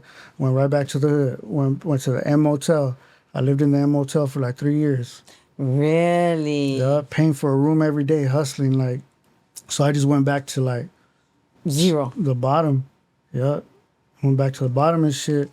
And I used to think to myself like, well, somebody told me something, and I guess like in that moment, wanting to find like some sort of understanding, because I never cheated, like I was sober for 4 years, you know, like I was doing good, you know, and that still happened. I still lost everything, you know. So I just like trying to find some type of understanding, you know. So somebody told me like, hey, my boy, like at the end of the day, some people are not meant to leave the hood, dog. Like there's been on that block 15 years, gonna die on that block, my boy, because he makes the hood what it is, you know. So in my mind, I'm like, yeah, if I make the hood what it is, you know. Like I took that as my understanding, but That wasn't it. that ain't it, you know. Yeah. That ain't it. Shit just happens. Life happens. Yeah. Life be life, and you know. When you think everything's perfect, you gotta fall right back down to get right back up. Yeah, because look at the end of the day, like, nothing lasts, you know? Good times don't last and bad times don't last either, though, you know? Hard times don't last either. So, like we said earlier, like, you got to adapt, you know? At that time, like I said, I'm really hard on myself when I fail. I hate to fail, you know?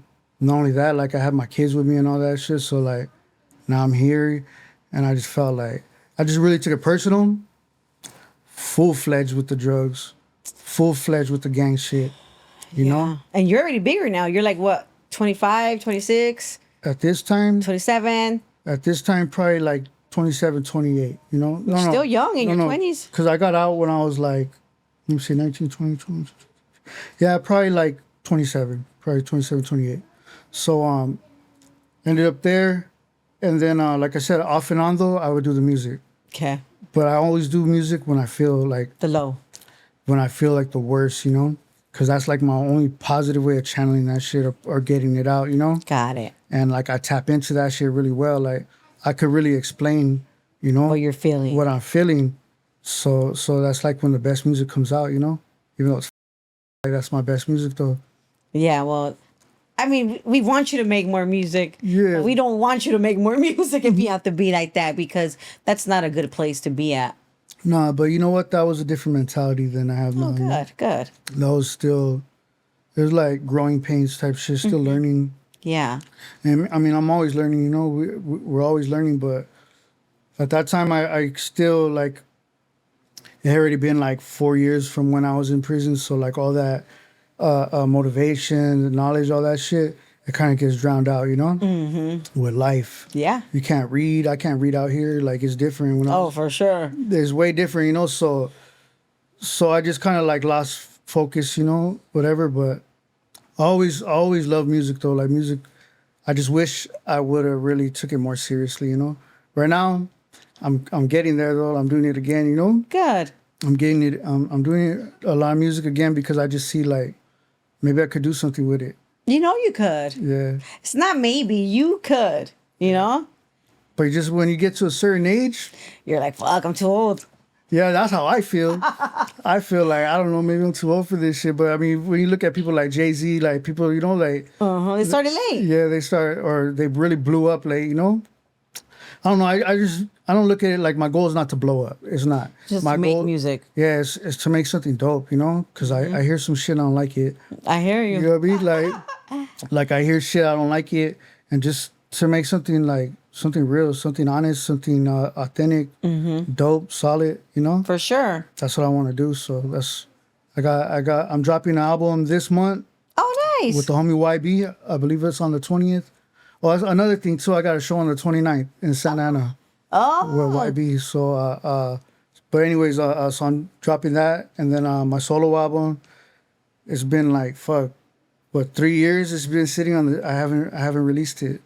So I'm adding music to it though. Okay, good. I haven't released it because a lot of it, when I was on drugs, I I rap about being on drugs, you know, And you don't want that. because I'm a counselor now. Yeah. So I kind of was just like, damn, do I scratch that shit? No, hell no, because like a lot of my most not only meaningful but like some of my dopest shit, you know, Yeah. there's those songs. So I'm just like, I'm gonna drop it. Like You have to, because it's who you are. It's what you've gone through. It's what you've experienced to be what you are. And you're a counselor, yes, but you're counseling people that are just like yourself, like myself. So it's like, yeah, I'd rap this when I was high. yeah, So it don't matter. It is what it is. I still rapped it. You know, I still did it, and it's amazing. It's how I express myself. So you're out. You were out for 4 years. You were doing good. Then everything went bad for 3 years. You said you were living in the M. yeah. That was just in the M though. Like so, I stood out for some time. But I got busted for the blower or whatever. I got busted. I don't expect nobody to bail me out, you know. Whenever I get busted, I don't think like that, you know. Because then you get anxious, you know. You're waiting for someone to answer the phone. No, fuck that. Like when I get busted, this is home, you know. Yeah. Okay, situations change. This is home. Fuck everything else that happens out there, you know. Yeah. So I get busted. I'm still in the station for the blower or whatever. I'm like, call me whatever. It is what it is. I'm thinking about all my shit that's in that motel room, you know, because 3 years, you know, like me, I'm a hustler. So I had a heat press. I had a Cricut machine. I was selling clothes, getting my room every day, you know. You were doing your thing. Just doing my thing. So all my equipment, everything I accumulated, I'm just like, damn, all my shit is gone. I know the smoker's going to take my shit, you know. I know even the homies, like, you know, like, Yeah. it is what it is, you know what I mean? That's just what it is. So I'm just like, the homies, whoever gets to my shit, they're Coming up. They're gonna come up, you know. And especially like I used to always buy from the boosters. I have a whole bunch of hygiene, a whole bunch of tools just in case hard times hit, you know. Sell that shit, have them sell it, whatever, you know. So long story short, I had a bunch of stuff. I was just thinking about that. Then next thing you know, I get called because I got bailed out by my homegirl. I'm That like, was very nice. yeah. I'm like, what the? So she bailed me out, and I had got busted for a burner. Before this, like probably like 3 months before this, I got busted for a burner, and I kept it in a pistol safe because I wasn't on probation or parole. I kept it in a safe. Long story short, they raided this room, which was not even in my name, thank God too, because I was blacklisted from the M Motel because I used to take the paintings off the wall and repaint them. Oh shit. And I used to sell my art too. I used to sell my paintings. I'll show you them after. Oh wow. Yeah, so I used to write. I'm telling you, I was a hustler, you know. So long story short, I got blacklisted. So somebody was checking out. I'm like, hey, fool, let me take over the room, and I won't your name, whatever, you know. So they're like, all right, whatever. So I just kept paying on that room, and I get busted in there because they knew I had a gun. But it's a DA reject because it's in a pistol safe. I'm not on probation or parole. It's illegal search and seizure off top. You know, they don't have a warrant to get in there. Second of all, the room's not even in my name. Yeah. But I get busted for this one. My homegirl bails me out. And I go to my first court date for this shit. And when I go there, some lady comes in that I never seen before and calls my name. I go over there in El Monte Courthouse in Rio Hondo. Here's the courtroom. And then you come, before you go into the lobby or whatever, there's these 2 little rooms right here. So we go inside one of these rooms. And then she's like, Mr. Torres, she's like, your fingerprints, your DNA came back on the pistol from January, which was that other one. So you're going to be taken into custody right now. But her dumb ass told me this with no police around me, you know? So basically, I run from the fucking... You left. I was gone. Okay. I was gone. So I was always on the run, you know? On the run for this and that, whatever, you know? So, yeah, for 3 years I was at the M, but then after that, I bounced from the M because that's like the hottest spot in the hood, you know? Okay. So I had to get out of there. I was in Hesperia, San Bernardino, Everywhere. the boonies, you know what I'm saying? And like we said earlier, you take yourself with you everywhere you go. It don't matter where you go. There's cops everywhere. So it's just like, just stressful, you know? Stressful. I hated Horrible that feeling. shit. No, for sure. Horrible feeling. And losing everything. I kept losing everything. I started over like 4 or 5 times already. Every time I go to the pen, I have to start over. Even this time when I got out, start over. But so in the beginning, it's like kind of discouraging, you know. But at the end of the day, like if you don't give up, you're gonna be all right. You That's know? right. The That's universe, the universe is always gonna put the pieces back together. They're always gonna fall back in place. That's right. As long as you don't give up, just do that shit. That's Just try. right. You know. Don't give up, guys. So what happened? When did you get caught? Because you're on the run. So I'm on the run. This time there was other things involved, right? That I'm not really gonna speak on Yep. because it could still. Yep. Don't worry. So That's what you went to prison for this last time. no, Okay. no, this last time was something different. But so I got busted by the U.S. Marshals. Oh, okay. Yeah, so I got busted by the U.S. Marshals. I had some stuff on me. I had a pistol on me. Some stuff that could be some federal shit, you know, that I You had no idea. no, I know, but you know, I ain't heard from it yet, but I don't know how the feds work, so that's why I speak about it, you know. So, anyways, that happened. I get busted for a little bit. I get out. This last time I got busted because some fool killed my cousin. You know, he shot her 3 times in her head. You know, we lived together. She's like a daughter to me. You know, she's younger than me. She was like a daughter to me. I really loved her a lot. You know, and Sorry. it's cool. You know, so this fool would put his hands on her, whatever. You know, so I get into it with him. And she always like chose that fool's side though, you know, and I never understood that because I was like trying to protect her, you know. But it is what it is, like that's just what it is. But like I'm still gonna have her back, you know. That's right. So that's what it was. I just tell my cousin she needs to bounce though. So she packs her shit. She like crying, you know, and I'm just telling her like, man, because I already know the type of person he is, you know. So I'm like, man, fools end up killing you. She's like, man, if I die, I die. And I'm like, fool, like, yeah, that's easy for you to say, fool, you know, I got kids though. So I'm gonna do something about it, you know, and you put me in a position. Long story short, she leaves. And like 2 weeks later, not even 2 weeks, the homegirl calls me crying, oh, Bree got shot. So I'm thinking like, man, what a dumbass, you know. I'm thinking she got shot in the arm or some shit, you know. She always get herself in little situations, you know. I'm like, man, let me know where she's at. I'll go visit her. Hell no, she was a vegetable. He made her a vegetable for almost a week. So that whole week, I was just on a rampage, you know. Every night, looking for him in a G ride every single night, you know. Just really feeling guilty, you know, because I like kind of. You felt like you couldn't save her. I made her leave, you know, and then so she was a vegetable for like 6-7 days. Like the 7th day, they pulled the plug. And that 7th day, I just went crazy, you know? Like, I was in the backseat of the G ride, couldn't find this.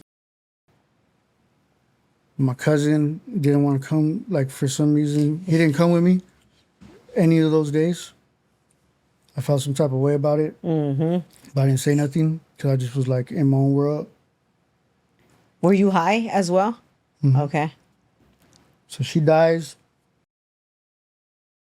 So that's why I went to prison this time. Okay. And they picked you up right then and then. No, like maybe 2 days later. And see, look at where in my room, like there's like this little, I don't know what it is, but there's like this little flap, right? On the top. I don't know what's supposed to go there. But so you know there's like insulation in the attic or whatever. So that was my spot to hide my burner. It was a really good spot. And when they hit the house, I was on Xanax. Excuse me, I never take that shit, but I took it that day.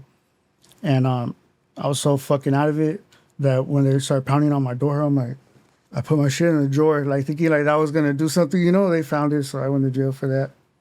And that's what I went for this time. Okay, so you went in. The last time you went was for the strap. Yeah, this time too. Yeah. Okay. So where did you go? Because you were on probation or parole anymore. Where you were on the run. Yeah. So this time I got busted in Hesperia, so I was in Adelanto jail. Okay. I was in West Valley, then Adelanto jail, and whack ass jails, by the way. There's not like LA County, you know. Yeah. Not to say nothing bad about the homies from the IE, you know, but it's just like This it's is weird. different. It's weird, you know. There's like when you go to store on a computer and shit. Really? Yeah, it's one of the cleanest jails I've ever been in, though. Oh, well, that was cool. Yeah, it was cool, but it's cool, but it's not like LA. Like LA is really lenient. You know, when Gascon, oh, that's another thing that helped me out too. Like I said, I got busted with the blower. Gascon, he was making every nonviolent crime a misdemeanor. You know, so pistols, people were getting out for guns. You know what I'm saying? So at that time, I remember I think I got busted like December. I think he came in the office October, and then I think November, December, whatever his policy was, or whatever, it went into effect. So Oh, so you got released. yeah, not right away though. I had to do some like a couple of months, but I ended up getting released for a burner instead of going to prison. Oh, well, that was cool. Yeah, so shout out to Gascon. You know, a lot of people were mad about that though. Like a lot of Yeah. people were mad because he was really lenient on crime, but he helped out a lot of people though. Yeah. A lot of the homies. Yeah. You know what So, I'm saying? how long have you been out now? I've been out,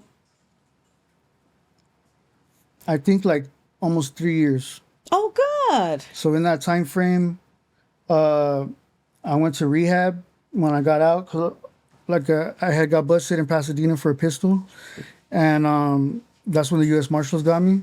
So I got busted for whatever they wanted me for, but whatever I had on me, which was a pistol, they didn't charge me with it for some reason. I didn't do which that. is why I kind of don't know how the feds work. So that's why I'm like, yeah, no, for sure, for sure. yeah, so I don't know, you know. So anyways, they didn't charge me for that.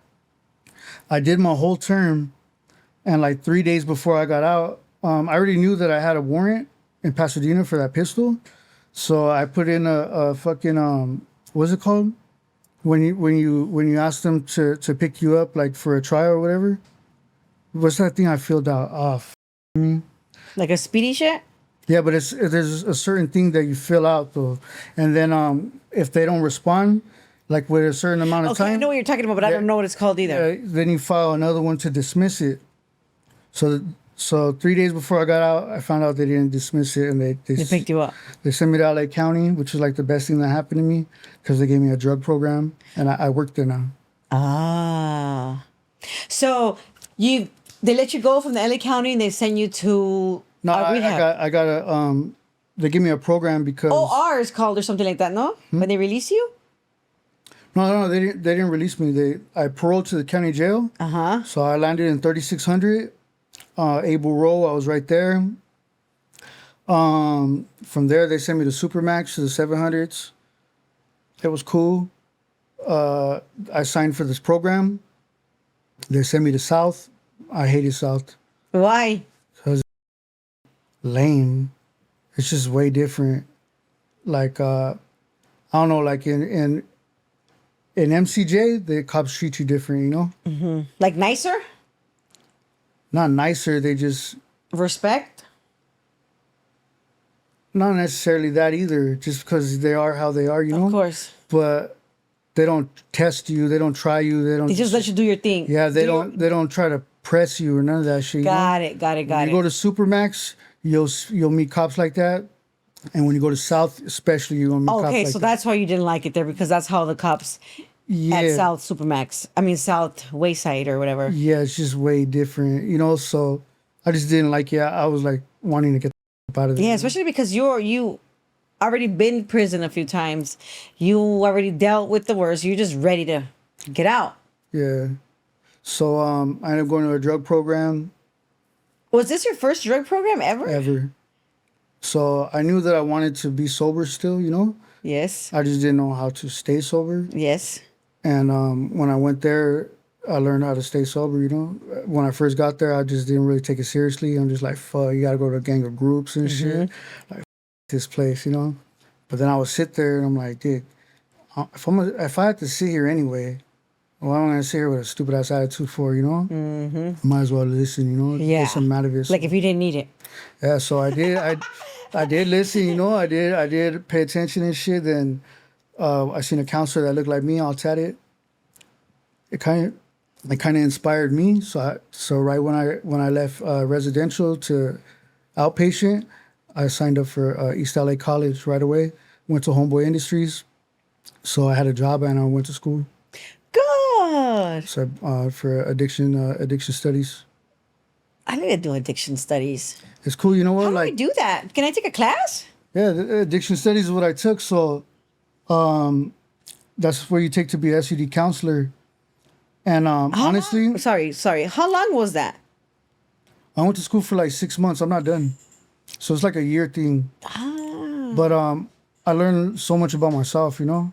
You learn like a whole bunch of shit, like things that I couldn't put a name to, or feelings that I know how it felt, but I didn't know that there was a term for it, or something that it was normal, you know? Mm-hmm. So just a lot of shit. You learn a lot about family dynamics, you know, learn a lot about just things like self-sabotage. You learn about parts of your brain, you know, that your dopamine levels, like say, for instance, that's why people stop showering or stop taking care of themselves when they get high, you know, because everything releases dopamine. Taking a shower releases dopamine, you know, so many units of dopamine. Eating, sex, all that releases so many units of dopamine.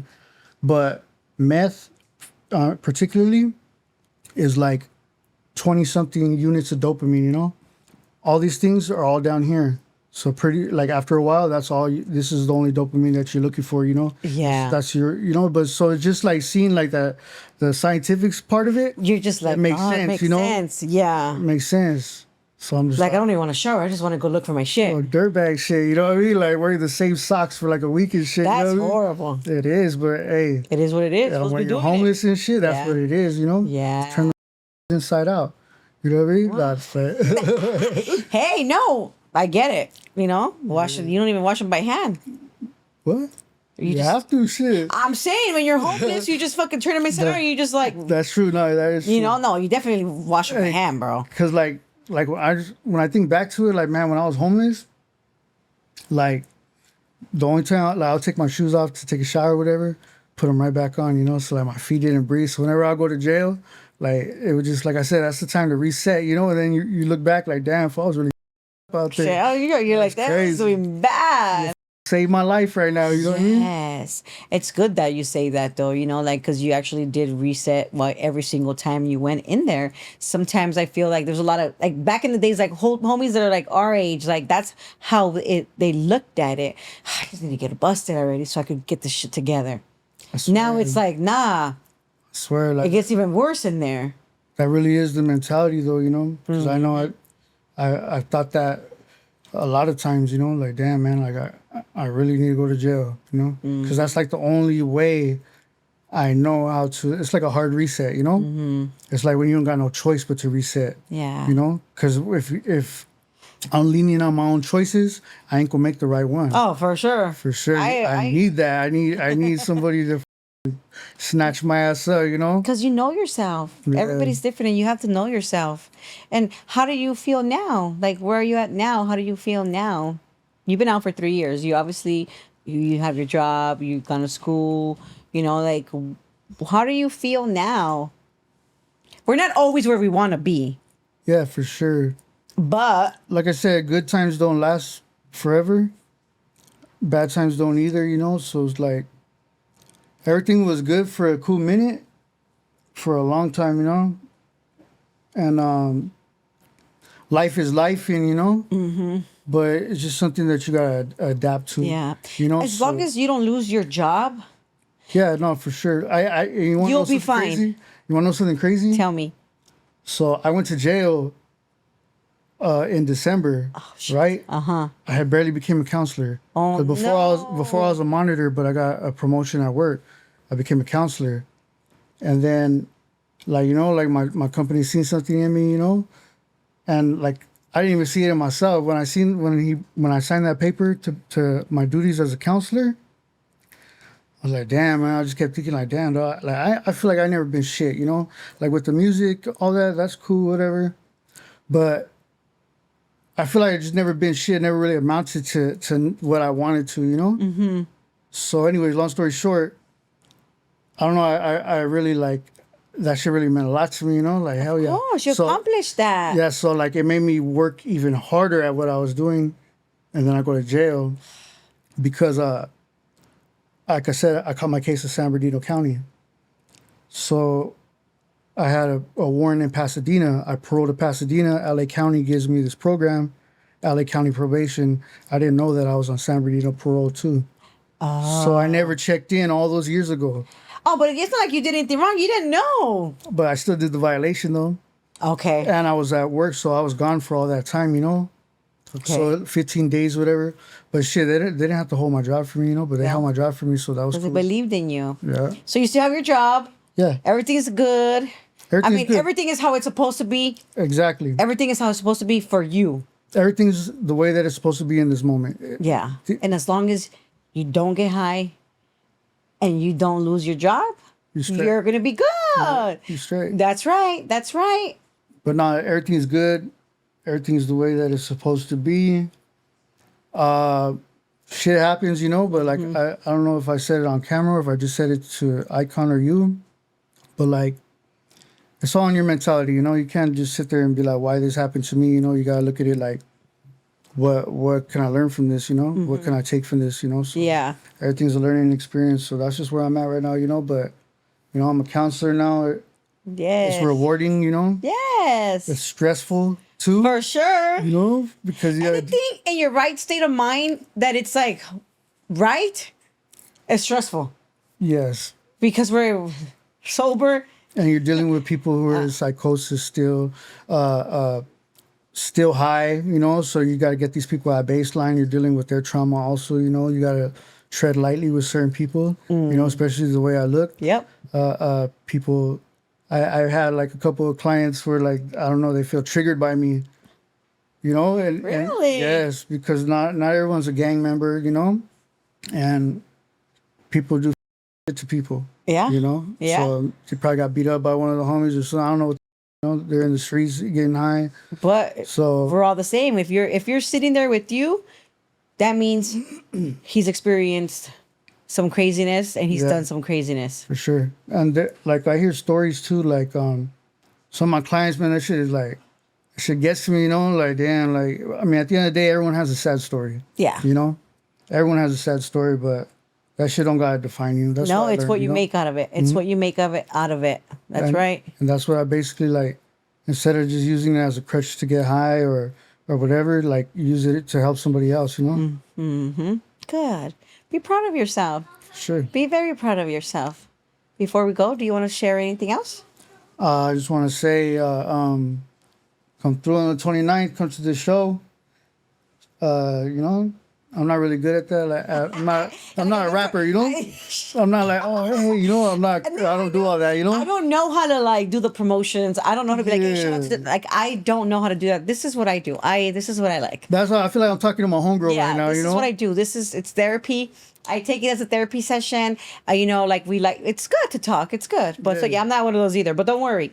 There's Yeah, no that but you have a look, show. Look, at the end of the day, I got a show on the 29th, come through in Santa Ana with me and YB.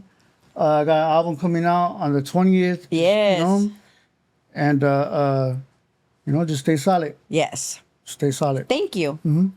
Don't forget to like, share, and subscribe, and follow us on Instagram. And also, you guys, life is crazy right now. Make sure you guys stay safe. If you know somebody that Sad if too, you you know? know somebody that needs help, you gotta, we could reach out. Yeah. You could reach out, and not even just that. Also, if you know somebody, obviously with the way life is right now with ICE out there, if you could help somebody else that they shouldn't be out there, ask, hey, would you like me to go to the store for you? Do you need me to do something Sure, yeah. to help out so that they are not out there in danger? Yeah, that shit is treacherous. Yes. They're So, taking everybody. everybody. They're so, in my city right now too, you know? Them. so be safe. Yeah, be Yeah, safe, and you know, we got to come together. You know, this shit is sad. It's really unfortunate. You know, and like you said, you know, like they just do what you could for people, so Yeah, that way they got to ask. be out there. Yeah, you know, that's right, Because they're that's right. snatching them right from the street. Right from the streets for no Sad. reason. So if you could help somebody by going to the market for them or asking them to, hey, would you like me to put gas in your car or whatever it might be, or you are that person but you don't want to ask.